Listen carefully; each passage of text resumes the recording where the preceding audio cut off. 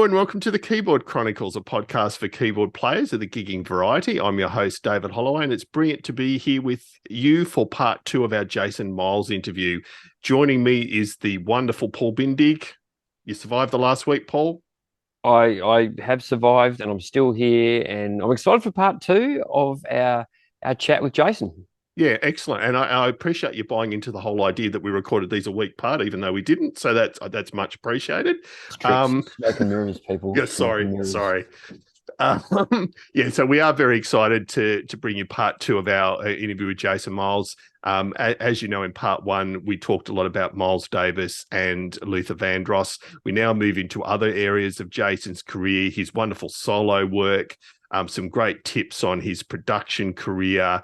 He tags some fascinating keyboard players, has some great top five albums, including one that I'm surprised hasn't come up at least 10 times. But he's the first guest to raise it, and I'll talk about that after the show.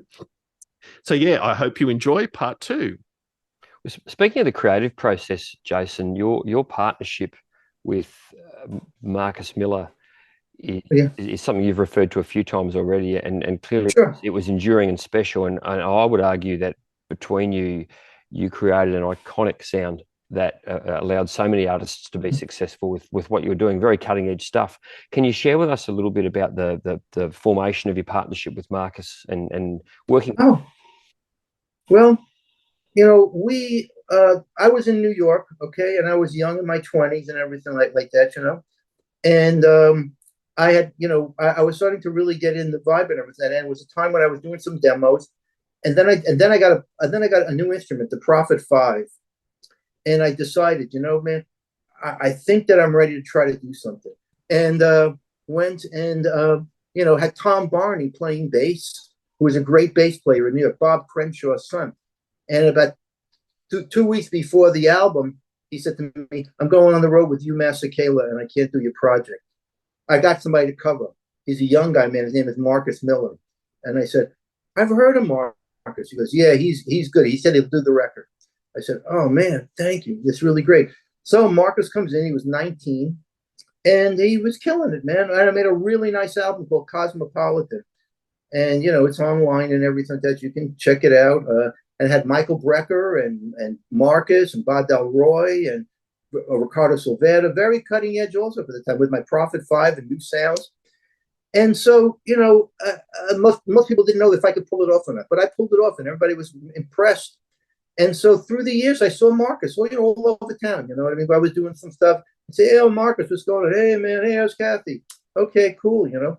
And then one night, as I explained in the book, I was at a club in New York, and Michael Brecker was there. And I saw Michael talking, and he was pointing to me.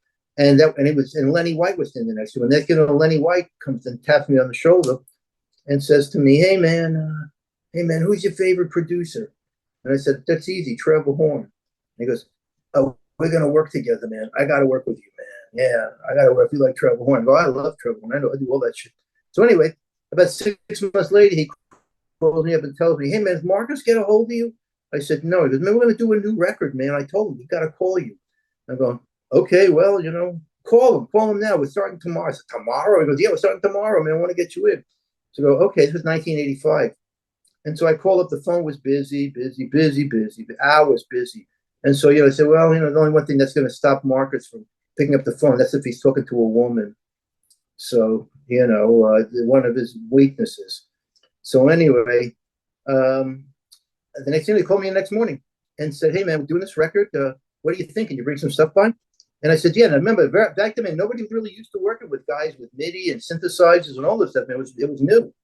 People were used to it, but it was in a different kind of aspect. And especially in the UK, they were more used to it than over here, even though there were still things happening over here. But now MIDI was here and all this other stuff. And I brought myself to the studio, man, and we started doing this Jamaica Boys album, and him and Lenny were looking at each other just going, you know what, man, this shit's happening. It's happening. And Marcus just told me, we'll come back. We should come back. And it was 10 years later that we, you know, that went on for. This was a theme that recurs in your book, and again, it really encouraged our listeners to check it out. But Marcus had your back because he knew you could deliver what had to be delivered. and yeah. you know, that's important, right? Well, I spent a lot of time perfecting my craft.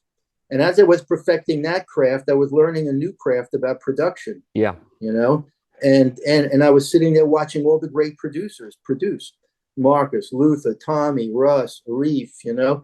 How do you sit there and not get anything from that unless you don't want to? Or Yeah. you know, and I was there because that was my next move. But I wanted to learn, and I learned from the masters. Very lucky. Just on that subject, particularly around cutting edge and wanting to learn and grow, you mentioned that your philosophy was to always stay right at the cutting edge of what your synthesizers could do and what the next thing would be, and making sure you understood it really well. Can you talk to us a little bit about that? Well, when you're at a certain place back then, you know, and you meet people, you know what I mean? And I was starting to meet the innovators of the synthesizers, Dave Smith at Sequential, and Tom Oberheim, and Marcus Riles. And I met the guys that were really inventing the instruments. And so as I sat with them more, man, you know, my ear was starting to get more tuned to it, simply because I was also listening to guys like Joe Zawinul and Herbie. And, you know, when I heard Headhunters for the first time, that blew my mind, man. You know, I couldn't even tell you what that was like, you know. And then you go and you see, and it all is about curiosity. Are you curious enough? Well, I would say that 80% to 85% of the musicians weren't curious enough to learn how to program it. They just wanted the sound to come up, you know. But then you had that small group of guys in New York and in LA and other places, London and Germany and everything, that were curious. And we wanted to go and create what these instruments were able to let us create. And that's how I believe was to my advantage, you know, because I was always searching for that thing, you know, always searching for that thing. And then when I realized that it started, you know, really making me a living, and a very profitable living and lucrative living at many years, you know, you started saying to yourself, wow, you know, I'm still excited about these instruments. I'm still excited about these instruments. And while I'm excited about it, man, I'm excited about, you know, exploring how far I can take them. And so, you know, that's kind of it. You got to want to have that. It can't be a chore, because you're in your own room by yourself. Old lonely you, sitting there twisting knobs, coming up with stuff, and seeing, man, do I like this? Would I use this sometime? Would I put this away? You know, but and then just knowing that when you went to that certain session and somebody said, you know, I really would like to do something like this, and then you brought up that kind of thing that you spent all this time working on, and they went, that's amazing, man. Wow, let's use that. And say to yourself, yeah, well, you know, I put it up for them, and it took them 4 seconds to tell me that. It took me 4 hours to do it. Exactly. Yeah. No, that's exactly right. And is this stuff still that gets you excited about keyboards and synths, Jason? Anything that, you know, has really caught your eye in the last 5 to 10 years? You know, I mean, let's face it, it's a lot different now. Everybody back then, when I say back in the day, is almost like the early 2000s to some people now. You know what I mean? Back in the day to me is like 1975, you know, 78, and something like that, you know. But like, you know, when you go back and you see, you know, all the soft synths started happening, you know, all the soft synths started happening. People aren't using soft synths. I went, no, I think they sound like shit. I'm doing, really? He's like, come on, man. You know, I got my Matrix 12 over here, and you told me that thing on inside the computer sounds as good. Well, here we are, years later, with all the computing power and the power of the chips, that you can get away with doing synthesizers in the box, because they sound really freaking good. A whole lot of them sound really good. And why do I need to buy hardware? Now I need to just have a few pieces that make me feel good, like my Prophet 6 and my OB6. And I have a Nord Electro.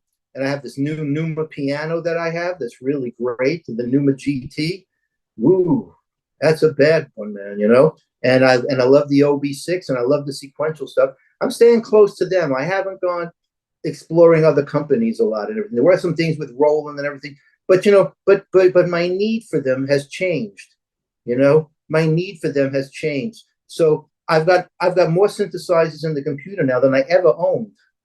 A little birdie tells me though, Jason, you've forever regretted selling your Matrix 12. It does. You're absolutely right. I regret that to this day, man. I regret it. That was a magic box, but you know, I wasn't mentally in a good space back then. Yeah. And a lot had happened that I wanted to make some changes. and I changed a lot in my rig around then. And it took me years later to say to myself, what a mistake I made selling that freaking box, because nothing quite was that. Because that was an Oberheim that really didn't have that classic Oberheim sound, but it was close enough. And then all the other things you can do with it, with the voicings and moving the voices and panning the voice and changing the timbres, all individually, was really groundbreaking, man. It was really great. And, now, I use like the Arturia Matrix 12, and it's good, but it's not the same. And I tell you, the one thing, that I should bring up, even while I got people's attention. By the way, hello to everybody in Australia. I've never been there before, ever. I don't know if I'll make it there, but let's hope they can keep on protecting the Great Barrier Reef. Okay, that's number one. But you kind of see what's happening, and the people that are programming these synths, a lot of them aren't thinking musically so many times. There's so few of the presets that I hear that I really like. I will say this, that I always give him props and everything. That Eric Persing's stuff is legitimate as far as programming goes. Those Omnispheres really good. I'm not saying I use everything in it or what, but when you go and you put up a preset from there, somebody puts some work into it. It is, yeah, and when you take your preset, also G-Force is very good. I'm liking the G-Force stuff, and I'm liking the UVI stuff also. I got hooked up with them in Paris, and that was really nice. So I mean, there are places out there, that it is, but still, it's the people that are programming it that don't have the same kind of dedication that like we have. I find that a lot of the stuff that I listen to that I really like are people that have been around for 30 years. When I find out who programmed it, Yeah, no, I think that's so great. because I think so I don't know. I only said all these people are calling me up now, from different places in Europe. I want to check out the different synthesizers going on there. I want to go to my first trip to the Music Mess when I'm living over in Portugal and see what's happening, because I don't know. I don't know what I could say about this.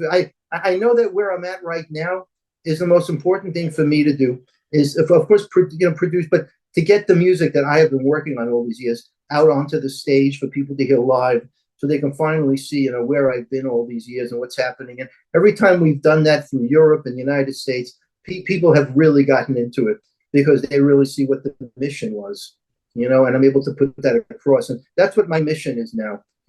I've given so much to everybody else all the time, and I still want to work with other people, but I've got to put this out, for myself now and create that end of the legacy while I have years left. That's right.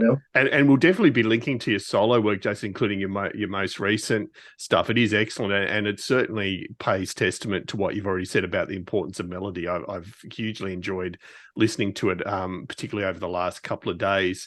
And you mentioned your mission, and you also mentioned with the Matrix 12, your state of mind at the time. You're very frank in your book about some historic struggles you had with anxiety. So just interested, you've done some great work on that for yourself. And I'm just wondering, are there any guidance for other musicians? And there would be lots of them out there that suffer from anxiety, just what your life journey was in that respect. Yeah. I think almost every freaking one, but not every, but a lot. And I can tell, first of all, so many people don't want to admit they need any of the help, and they just try to go ahead, I've always said like a few things. One, I'm incredibly lucky, man. I've had a partner with me for like over 50 years now, my wife, who's the most incredible person.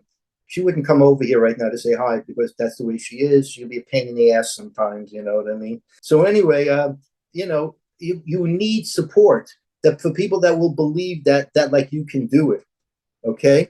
And, anxiety, man, you'll learn that it's something where they're thinking you might have to cash a check that you may never have to cash, or write a check that you may never have to cash, and it's the insecurity of what we do. And it's also a lot of times the treatment that musicians are given. We're not given good treatment, man. We're not treated the way that we should be treated. So many down the line from every little aspect of things, man, to get to the place that the greats are, man, the talent and the commitment. You can't be normal. It's impossible. You can't be normal. You cannot go through this thing, man, thinking you're going to wind up in one piece. It doesn't work. And that's why I'm going to Portugal, because I want to try to be in one piece. And I want to try to go to, an area of that world where I know that the respect is there, so I could feel whole within myself. I know it sounds complicated, but there's nothing like sitting in the middle of a session having a panic attack and saying to yourself, there's no way I'm getting through this. How am I going to get through this? And then you get through it. You know what I mean? And you kind of see to yourself, well, what do I got to do to fix this? And, you find that most of the people that want to help you fix it want to charge you to fix it. I'll fix it. $50, please. $100 for the next thing. Yeah, psychotherapy for $150. But, you got to go way back in your whole life and see where that came from. And when you're able to do that, you're able to move forward a lot better. And I've been able to do that and reckon with myself, reckon with my career, reckon with the good things that happen and the not so good things that happen, and reckon, where was I going? Where were my mistakes? Where was my things that also were mistakes that I was really right on the case on, And you also learn, that like the mistakes and everything are just on the road to success. And you have to have that. And, I always say this, I could tell in a second whether I used to be able to tell in a second whether two people are going to stay together if they were musicians. My wife, I write in the book about going back to LA after for a week after Luther and Aretha had this huge fight and I had to go back to LA. They called me at 3:00 in the morning, man, to come back, and she's up getting my stuff ready, getting stuff to happen. We got to get me out. We got to do this. If you don't have a support system doing this, encouraging you, man, and watching you and everything, and realizing that I got to help you also. I mean, she brought us through tough times when the money was tight and everything like that, but the money isn't always flowing, especially these days, And I always, say this, nothing ever lasts forever, I'm with Marcus, and one night I said, well, this is great, and I think we're going to go on for a while longer, but it's not going to last forever, Just like, you're done with this guy. Okay, I'm done doing that. That was a moment. This is a moment. You have to keep on creating the new moments for yourself. Yeah, it's a great bit of advice there. So thank you very much for sharing that. Jason, we ask all our guests to regale us with a favorite story or a favorite anecdote in relation to a technical or a musical train wreck that you may have encountered. Do you have a story for us? Musical train wreck? Yeah. I've got one. There's one super musical train wreck, okay, and thank God it didn't concern it concerned the situation I was in, okay, not that I created, okay. And I was in a band in New York, and the 70s and 80s, the 70s and from about the 1974 to 1983, that was a rough scene, man. There's a lot of drugs, amazing music, drugs, this, alcohol, people in a whole other space. All this stuff was going down. I was in a band, and the band was called the Rising Sun Band, and all younger cats, and it's a bass player, and he was a Japanese cat. Okay, and so we played, and when we played and we were on. I mean, we play. And you know what? I've got some bootleg tapes that I'm going to be putting out in the future of a couple of nights when we were magic, and they're on cassette, and I'm getting them transferred over to Pro Tools right now. So, we played some amazing gigs, but, I felt the end coming over here, man, because there was too much tension between the shit. The keyboard player, he was like always drinking, man. Oh my God. He was like, sometimes I'd have to pick him up off the floor. The leader was major egomaniac. Everybody else in the band, he was freaking a junkie. He was doing too much blow. He was this. I'm not perfect, but I was mostly a pothead, what I mean? But so anyway, we're on stage at the bottom line, and the band is imploding on stage. Martin, the keyboard player, he's like can't even sit at the keyboard and play because he's so fucked up. Excuse me. And the band is like barely making it through the first set. Well, our sound engineer, his mother died like 3 days before the gig. And he goes, no, man, this would be really important to me, man. This would be really important to me.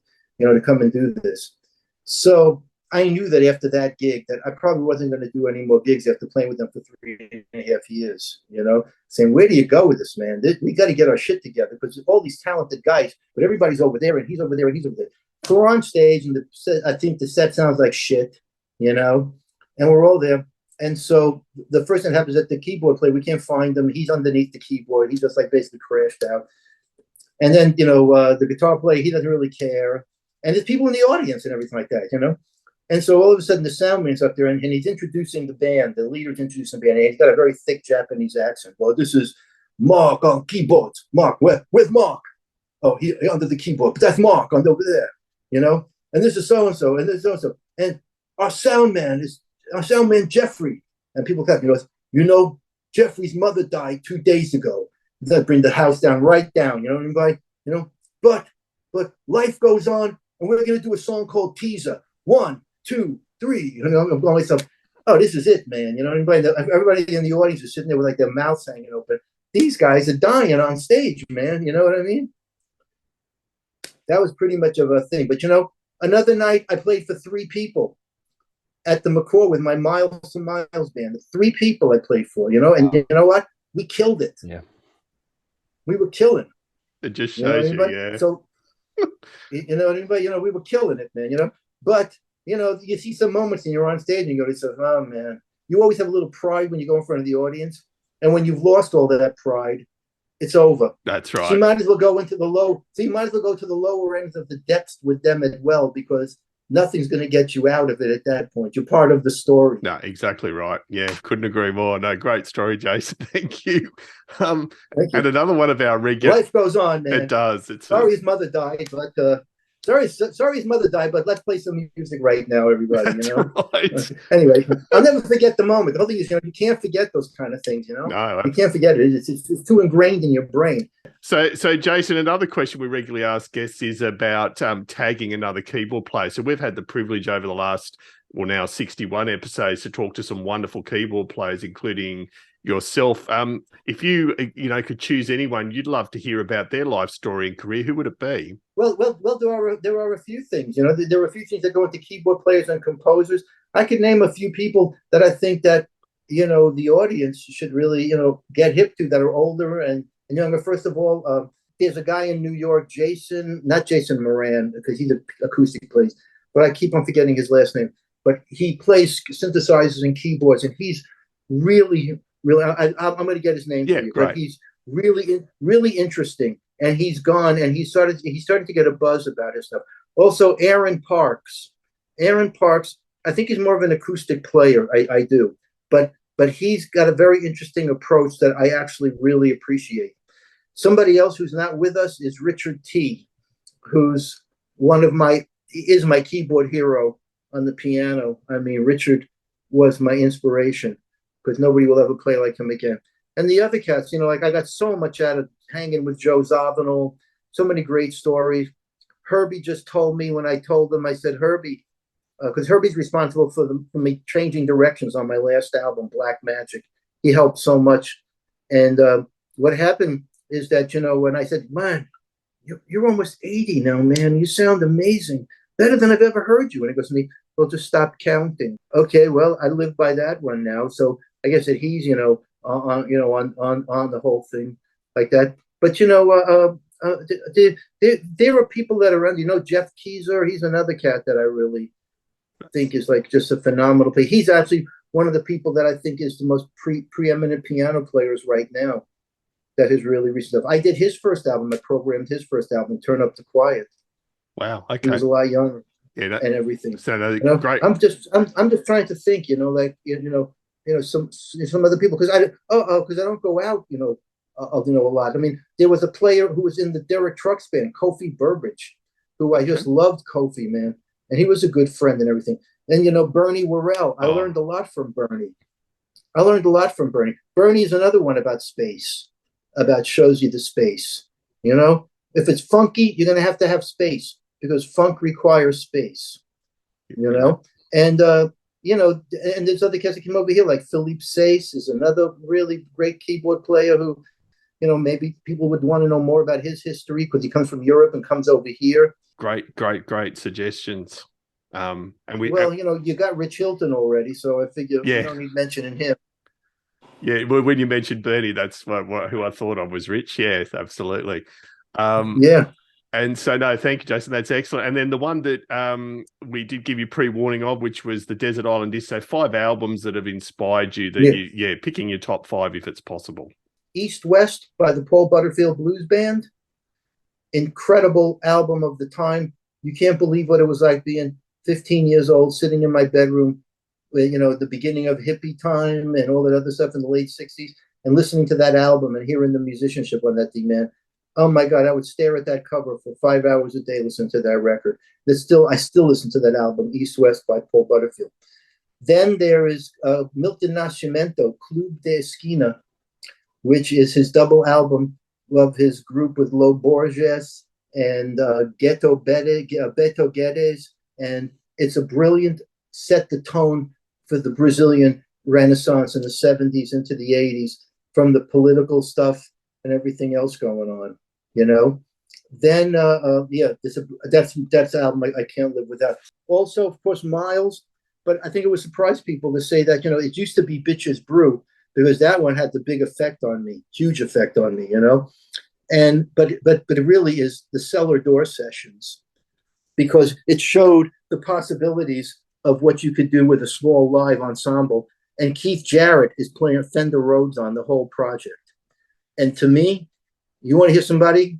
I told a story, man. Miles just said, man, Jason, Keith is a funky motherfucker, man. You know, when I said that, and it's the truth. And that was the inspiration for me to do Kind of New. But I'll go back to some other ones. I would say Kraftwerk, Computer World, is also another one that had a huge effect on me. We didn't take that one off for weeks, you know. I mean, that was like, oh my God, Computer World. And then we saw them live finally, and that was like amazing. So now we're at 4, and there's got to be like a nice female in there somewhere who does well. There's also vocal albums, well, I have put some vocal albums in there, but you know, I could tie a bunch of them for number 5, like Asia by Steely Dan, you know, and going back, I know it sounds crazy, but Dionne Warwick's greatest hits with all of those Burt Bacharach songs on there, you know. You can't live without that stuff, man. You're not going to sit on a desert island listening to freaking, you know, Stravinsky all the time. You got to hear some pop shit, you know what I mean? And so, you know, yeah, well, you know, those are the melodies, man. You know what I mean? Those are the melodies, you know. And you know, there's so many. It's so hard to say 5, you know, when you really can say 50. Yeah. You know, you can pick out 50 comfortably. Oh, and then of course I forgot Abbey Road.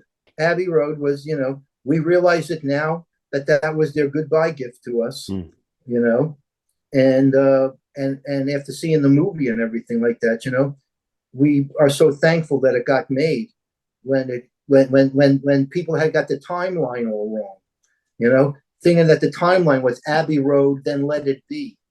No, it was Let It Be, then Abbey Road, because they didn't think that they were going to get along with it and everything. And once they got everything straightened out and they did that live gig on the roof, they went back and they said, I think we got one more in us, man, you know, and they left us with Abbey Road. And certainly with all the remixes, I don't know if you've heard any of those Giles Martin remixes, you know, like Revolver just came out, which is freaking incredible, you know, and you realize, you know, they're like, they were the group, they were our touchstone, you know, along with, but then again, I've also had, you know, I didn't give you a Weather Report album in there, like heavy, like a Mysterious Traveler, and I didn't give you Light as a Feather, you know, and you know what I mean. But I'm giving you the albums and Headhunters, you know, my God, man, Headhunters. When I heard Herbie play that solo on Chameleon for the first time, I might have just jumped out of the window at that point and just said, "Is it worth continuing?" You know. But being a young guy, you said, "Yeah, that's what I want," and that's what pushes you farther. But see, now I don't know whether we're hearing that the same way for young people to go and say, "That's what I want," because they're not getting hip to those albums the same way. Yeah, my opinion. It's an interesting one, and it's impossible to keep anything down to 5. But you know, music can inspire us, and as you said, as a young person, you hear something that you got 2 ways you can go. Right, it's too good for me. I'll never do this, or this is my inspiration. This is what I want. And so I think it's an important message for any young person listening to music. Is, you know, we can take what's out there and use it to inform what we then do. So thank you, Jason. That was exactly great. Of course. Now our final series of questions, we have what we call the quick fire 10. So it's 10 questions that David and I are going to fire at you. Quick questions, quick answers. Just give us your gut reaction. And go. I'll start with the first one. Mono or stereo? Stereo. Sitting or standing when playing, Jason? Sitting. Keytars, sexy or an abomination? Sexy. There you go. By depending on who's playing it. Yeah, if you're true. Herbie Hancock that just played that freaking set, all those sets in Europe that you see on YouTube, that's pretty freaking sexy for an 82-year-old guy. Agreed. Transpose button or adjust on the fly? Transpose button. Why waste time? Favorite song you've written? Chicken and Waffles from Mr. X. Grover Washington Jr. plays the sax, and then there's Will Lee on bass, Steve Ferroni on drums, and Buzzy Featon on guitar. Yeah, that's pretty damn funky freaking track. That's one of my very, very favorite ones. But I'll also put in there Ferrari that I wrote with Michael Brecker on my Miles to Miles album. That's the real standard with me. So I give you two. Yeah, great. What can I tell you? Favorite gig you've ever attended as an audience member? I would say favorite gig I ever attended as an audience member. In a concert hall, I would say it was Jimi Hendrix and Sly and the Family Stone at the Fillmore East in May 1968. In a club, I would say it would be the Butterfield Blues Band, which was August 1968. One night for the Late Show when we drove 100 miles in from the Catskill Mountains when we were playing it to see this, and they didn't disappoint. Those are two gigs that are embedded in my brain. Jimi Hendrix at the Fillmore East was, I don't even know what else to say when I could. That was, and Sly, seeing him for the first time, that was also way awesome. Amazing. Well, what amazing! And I've seen some good shows, man. Let me tell you, I've seen some good freak shows. Weather Report with Jocko, man. Come on, Go ahead, hit me, man. You guys got me going. Go ahead. The best thing about performing live? I would say the two best things that I would group is obviously if you get across to the audience and when they start showing you some love, that really does buoy your spirits and make you feel like this is good. This is good. The other thing is having that incredible cerebral connection with the guys that are on stage playing with you, man, where you all know where you're going in the same place. And that happens, and that moment happens, man. It's very levitational experience at that point. Yeah, great point. And then worst thing about performing live? Traveling. Absolutely. I say this, okay? 15 minutes before the show starts, that's when my vacation happens. Okay? Now, I'll go on stage and I'll pay for my own vacation. I'll go on stage for free and play. But you got to freaking pay me to get there and go through all that other crap that you got to deal with to fly to Brazil, Japan, not first class and everything like that, missing freaking connecting flights, freaking airports, all that other shit. I want to get paid serious cash for that, but I don't want to get paid a lot for playing because that's not, you know what I mean? That's okay. That's the fun part. Yeah, for sure. Well, if you want me to come to Australia, you better freaking start ponying up the cash. That's a long ass trip, my friend. You know what I mean? We'll start a savings plan for you. GoFundMe. Put up a little tin can at the studio or something. Absolutely, the Jason Miles Australia Fund. Absolutely. What's one thing you would like to see invented that would make your life as a keyboard player easier? I would like to see a Fazioli piano that weighed like 25 pounds that you can take around with you and have it sound amazing and everything like that, and then something like that. Then I'd also like it so if you had like an Oberheim 8-voice modular, and that was like about very light instead of it being, and the other thing, of course, is the Fender Rhodes suitcase model. Which definitely gave musicians many hernias and back issues. You know what I mean? And that's what got the DX7 over, because keyboard players were so tired of moving the Rhodes around, which is still a great instrument and everything like that. When the DX7 happens, we accepted that sound that they call the Rhodes until we started to realize this ain't no freaking Rhodes. But it took years. You know what I mean? It took years. And the current generation look at the DX7 and go, that's too heavy now, too. It's a heavy beast, but not compared to the Rhodes. Right. Yeah. Right. I got my laptop with me also. But you know what? There are some great Rhodes on the plugins right now. Yeah. They really are. They are not a real suitcase Rhodes, but they sure sound pretty freaking good, some of them. Absolutely. I'll tell you that right now. Oh, yeah. And last... Got some more? Go ahead. Last of the quick fire 10, favorite non-musical activity hobby. What do you do to get away from music, Jason? Well, anytime that I can hang with my wife and we can do something really cool together. I like that because our heads are so locked together. We enjoy the same things. We enjoy movies. We enjoy hiking. You know, maybe like deep hiking, but we enjoy walks. We enjoy walks along the ocean and the cliffs in Portugal. We like exploring new places and seeing what's going on and everything, you know. And those are things. I know it sounds crazy, but I'm still like a person of vanity, of a baby boomer, because we go back to the 80s. I still like looking at nice clothes, you know, got a decent wardrobe, because Miles always told me, just remember they see you before they hear you. And, you know, so I've always stayed at that place and everything like that, you know, although most of these days I wear like shorts and a t-shirt. So, you know, but I got to get out there, because sometimes you got to portray this guy, Jason Miles, who they think that this guy is. So you got to kind of come across like, okay, time to get into character a little, you know. That's right. So for that. But yeah, you know, I enjoy baseball a lot. You know, that's still America's team. I have no idea why people still go crazy over soccer. I have no idea that guys run around kicking a freaking ball, you know. And I also I enjoy what the world is, man. You know, I've always been excited about trying to see new places, and another reason for us moving, you know, just to go and get in contact with another part of what's happening, and maybe bring what I've got over there. Maybe they need a little bit of that, and I need a little bit of them. Oh, I think, Jason, you portray Jason Miles extremely well. I think the next chapter will be very exciting for you. And it's exciting to have you as our first honorary Portuguese guest. I know you're not Portuguese, but it's great to have you on the show. Well, I am a resident of Lisbon. There you go. Once I get the passport, I'll be a resident of Lisbon, and a non-Portuguese speaking resident of Lisbon. Right. But we're getting there, you know, and I respect it and everything. But yeah, you know, I can just say that, first of all, I'm very happy to be on your show, because I've never really been in Australia, you know, and the whole scene there and everything, even though I know one of the most famous musicians in Australia very well, Mike Nock. Oh, yes. Yep. I totally recognize, educate me though, I totally recognize the name. I'm just trying to place him. Mike Nock was one of the first synthesizer guys in this band called The Third Way. And he was a piano player also, and he's Australian. I believe he's from New Zealand, really. And now he has jazz group. He's older now, man. He's in his 80s now, you know. But he was a formidable cat. He lived in New York.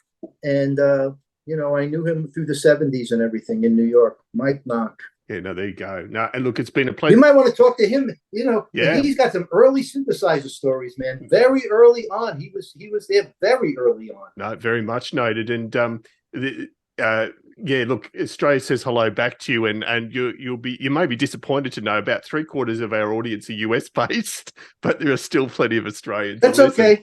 I love all the people. You know, here's the thing. I love so many of the people here in the US. You know, I mean, this is my home, man. This is where it is. But you know, to me, it's not the same place that I remember, no. And that I don't know where it's going, and I need to be in a place where I can feel centered and know where I'm going. Yeah. And right now, I don't know if anybody in the U.S. knows where they're going. No. So I'm trying to get to that next place. But, you know, so at least I got 1/4 of the audience listening from Australia. That's right. No. And they're very pleased to listen to. So, no, thank you, Jason. Can't thank you enough. And look forward to hearing more about your career as it goes into the future. Well, if you ever bump into Elle Macpherson or somebody like that, you know, send my best regards over. I loved her in Sirens. And there ends part 2 of interview with Jason Miles. I know I always say it, Paul, but that was a blast. Yeah, a lot of fun. And why are all our guests just so generous with their time and their thoughts? And you know, Jason's got a great way of telling a story. And it does. You know, how fun were some of those stories? Really fun. Yeah, so no, really good stuff. So no, really appreciate again, Jason, you taking the time. If you're watching this or listening to this, it was a huge blast for us, and I think you provided a lot of value to our listeners and viewers. So that's it for this episode. I do want to give a quick shout out to our gold and silver supporters. So Greg at the Call Chrome user group on Facebook. Please check that out if you're a Call Chrome user, and thank you, Greg. The wonderful brother Paul Brown from the Waterboys. Couldn't do it without you, brother Paul. And if you aren't aware of Brother Paul's work, we did record an episode prior to Brother Paul becoming a supporter. Well worth a look. Tammy Catcher, the wonderful Tammy of Tammy's Musical Stew. Again, huge support from Tammy, and we can't thank you enough. and then also the musicplayer.com forums that we're both proud to have been members of for many years. And if you're into keyboards and aren't a member of musicplayer.com forums, definitely give them a go. They're wonderful. And we also have a new supporter, Paul, Radio Grande, which is a YouTube channel devoted to bring you funk and soul reimaginings of iconic songs. Now, I actually discovered Radio Grande. They didn't discover us. And so if you go to YouTube and just so it's radio and then GRANDE for those wondering what Grande, how it's spelt, given my broad Aussie accent, do check them out. They've got about 6 songs out at the moment with younger musicians doing some wonderful reinterpretations of some classic songs. Can't recommend them highly enough. So Darren and the team at Radio Grande, thank you for your support. Otherwise, that's it. Thank you to all those supporters. We'll be back again in a fortnight or so, but please do keep in touch. Our website, www.keyboardchronicles.com, on Facebook at Keyboard Chronicles, Twitter at the Keyboard CHR1, and then good old-fashioned email at editor@keyboardchronicles.com. Before I let you go, though, we do have a Patreon account. Would love your consideration of support. Helps us keep the boat afloat. And that's at patreon.com/Keyboard Chronicles, just for something different. And we also have some major merchandise. So we have, I think it's nearly 100 different items. I mentioned shower curtains last episode, Paul, or the one before. You can do pet bowls, pet food bowls. I don't think there's that many keyboard stuff I set up for pet bowls, but if you've got a pet and you want to get a synth on it, we're the place to come to. Where else would you go to get a pet bowl? Shower curtains, pet bowls. Every week I'll mention it. I'm currently in the middle of completely renovating my bathroom to remove the modern shower glass panel I've got. I'm going to install the old shower curtain rail, and I'm just going to have a Keyboard Chronicles shower curtain. That's all I want. And just for those running screaming, I do need to emphasize it's just not our podcast logo.